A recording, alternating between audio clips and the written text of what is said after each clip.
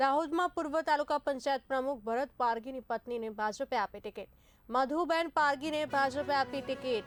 ઉગસ તાલુકા panchayat seat માટે Madhuben ticket આપવામાં આવી છે। મધુબેન પારગીએ ઉમેદવારી નોંધાવી સમર્થકો સાથે કચેરી પહોંચી પૂર્ણ કરી ચૂંટણી પ્રક્રિયા।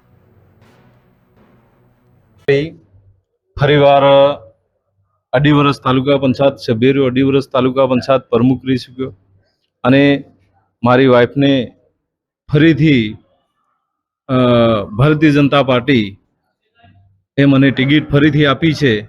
તે બદલ હું ફતેપુરા તાલુકા પંચાયત પાર્ટીના પ્રમુખ ચિરાગભાઈ અને જિલ્લાના પાર્ટીના પ્રમુખ સ્નેહલભાઈ, અમારા ગુજરાત સરકારના મંત્રી એવા રમેશભાઈ કટારા સાહેબ અને સંગઠનના મંત્રી એવા અમારા શંકરભાઈ અમલિયાર સાહેબ અને અમારા પાર્ટી અધ્યક્ષ વિશ્વકર્માજીને હું ખૂબ ખૂબ અભિનંદન પાઠવું છું કે ફરીવાર મને મારા વાઇફને ટિકિટ આપી।